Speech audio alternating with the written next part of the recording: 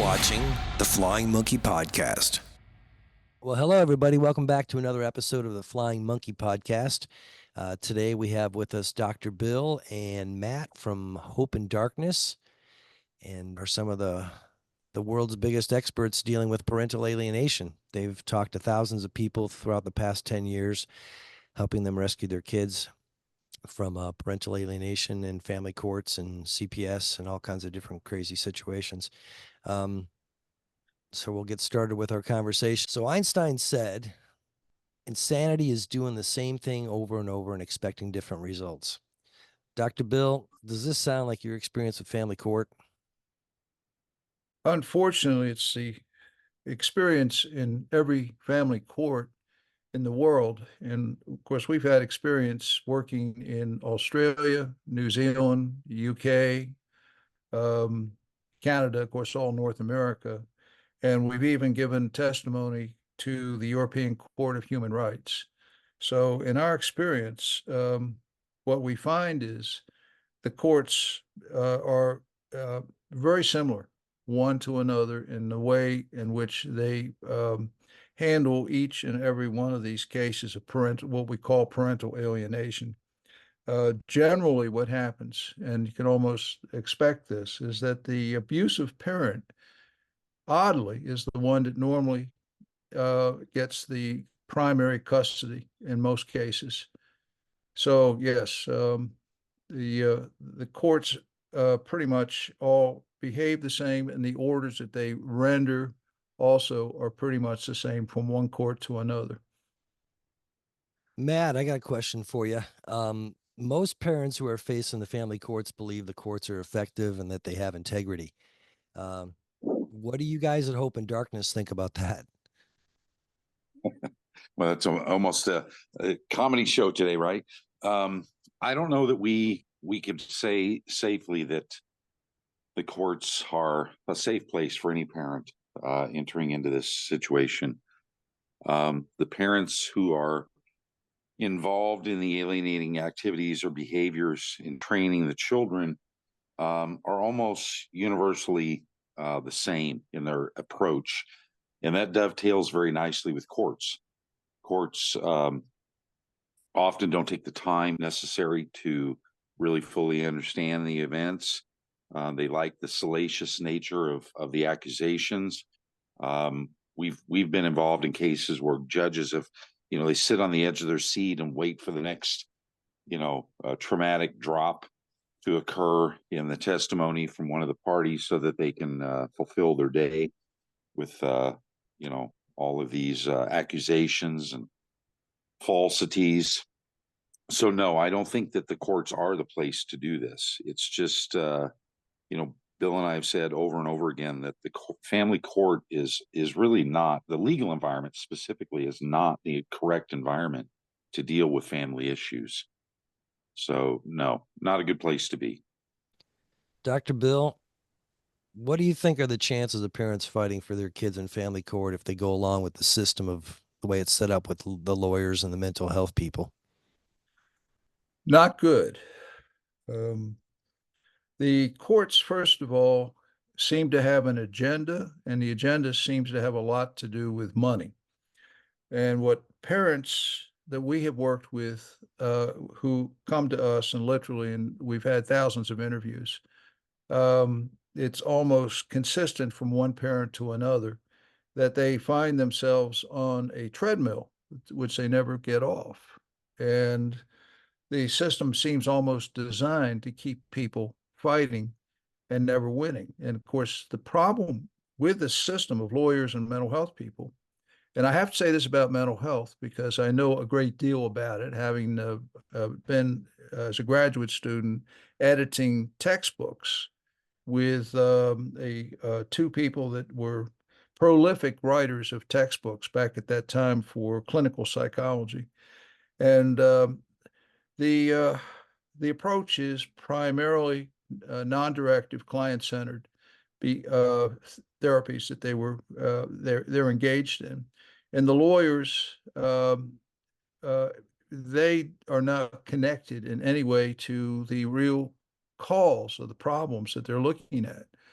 So if you're in family court, for instance, you have to be able to construct a narrative that explains the behavior of your children to the court in a way that's common sense, intelligent, and can be easily comprehended. Neither lawyers nor mental health people seem to be able to do that. The problem is behavior. It's not a legal problem. It's a behavioral problem, and it has to be explained in behavioral terms in order to create the urgency and create the compelling position for the court to change the court's order and focus on the child, not on the conflict. But the way the courts are set up right now with the lawyers and the mental health people, the majority of the time in courts focuses on the conflict and the confrontation between the two parents, the mudslinging, the false allegations, sexual allegations, and so forth. And that seems to be what drives the system. And it's never focused on the child, which is what we do. We focus strictly on the child. Matt, I guess a question I'd want to ask you would be, why can't people win their kids back in family court through the lawyers and the mental health people?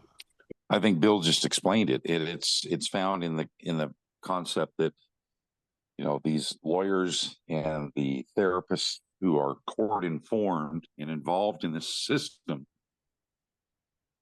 are become the focus, and all of their focus really, if you look at these cases, similarities are always, very fairly consistent.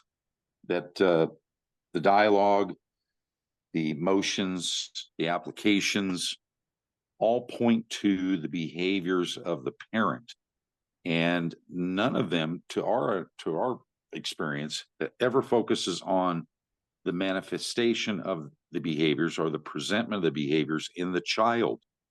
So all of this, running around in the background is strictly focused on the warring parties and not simply taking a step back and looking at the child and seeing what the expressions of behaviors are coming out of the child. Everything you need to know is contained in that child.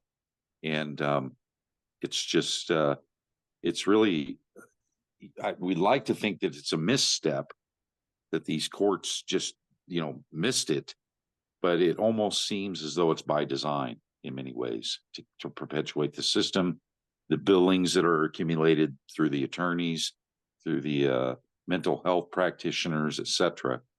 Everybody's getting rich off the family, and none of them are looking at the source of the issue or the behaviors, which is within the child. Are you a victim of parental alienation? HopeInDarkness.me introduces a House on Fire Academy, the only online training program to help you rescue your kids. Become certified in the application of science-based court rescue skills. The program includes classes, courts rehearsals, proficiency reviews, inarguable evidence collection, motion development proficiency tests, and certificates. Sign up today and start the journey to getting your kids back.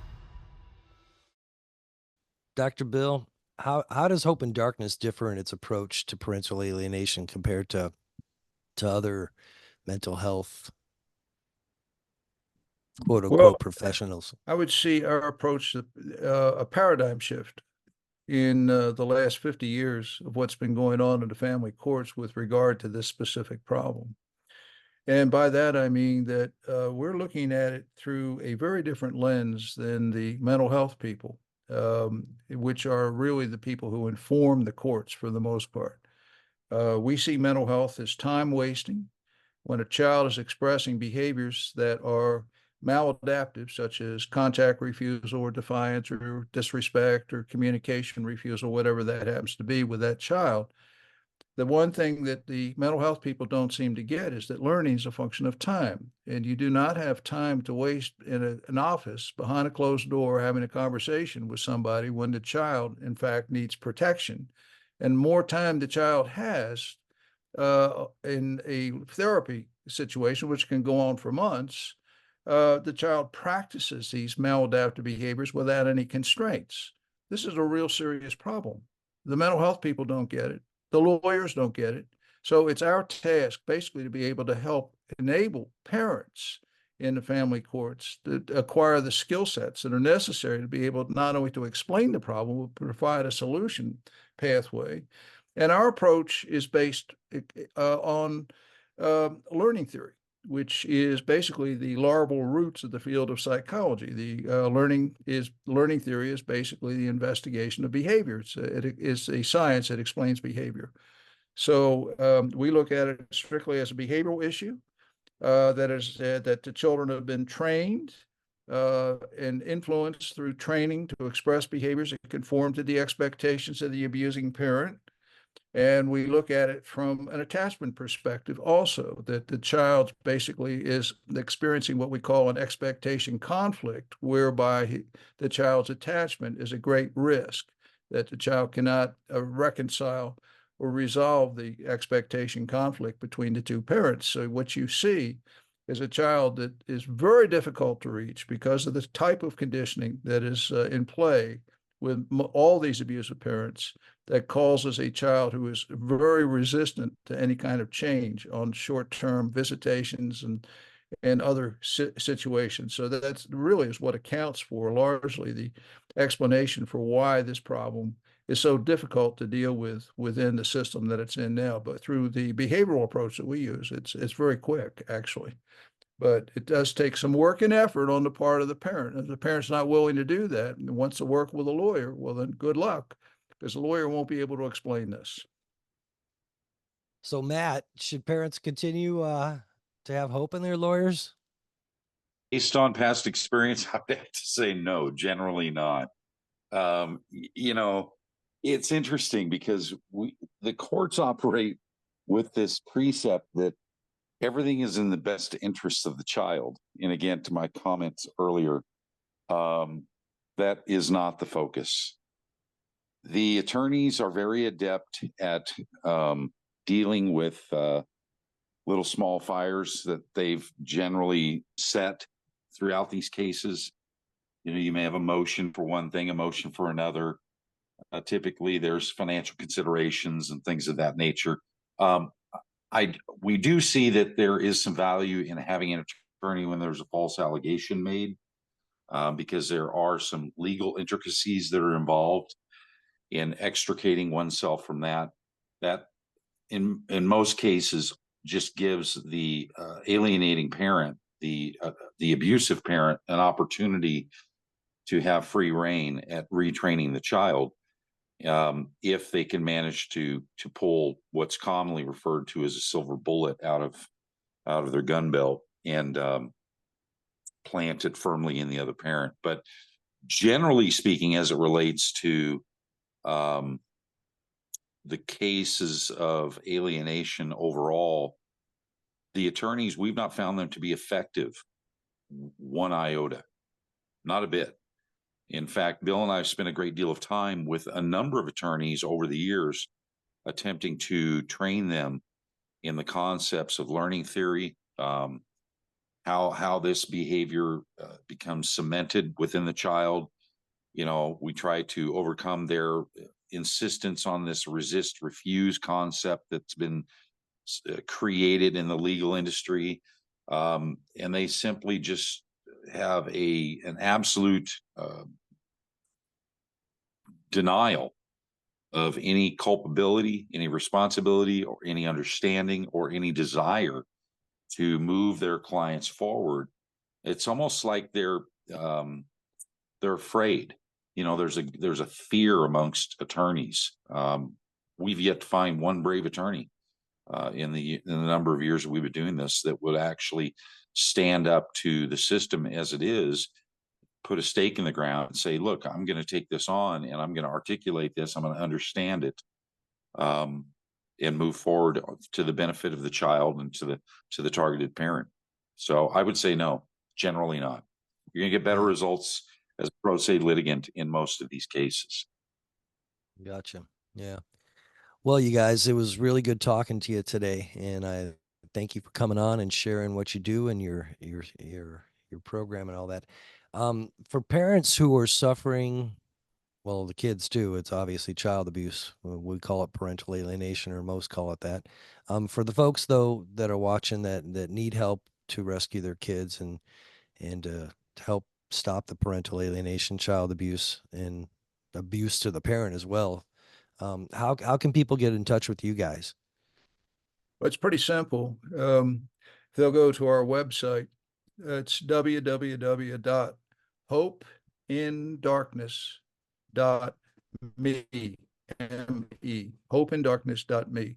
And on the homepage at the top, you can schedule an appointment with us at whenever it's convenient. So with that being said, just like to reiterate again Matt's point that we see parents and train parents to go into court and fight on their own with our help, our systems, our support. And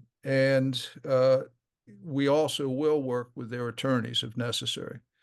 But the best approach basically is one where you're not going to be constrained by a system which is worn out, doesn't work, can't explain the problem, and has no solutions that make any sense at all. And if there is a solution, it's either extremely expensive or it is something that is not going to work. So with that said, hopeindarkness.me, and we'll be delighted to talk with anybody who needs our help. Okay, and they can set up a consultation for free with you guys to talk, right? Yes, of course. Yeah. Okay, great. All right. Again, thank you guys for coming on. Keep up the good work. It's a big mountain that we all have to climb. So, thank you for all you do. And we'll look forward to hopefully having you back on again and talking to you again soon. Thanks for watching the Flying Monkey Podcast. Like, follow, and subscribe to our social media sites on Facebook, X, YouTube, Rumble, TikTok, and Truth Social. You can also go straight to our webpage at www.flyingmonkeypodcast.com.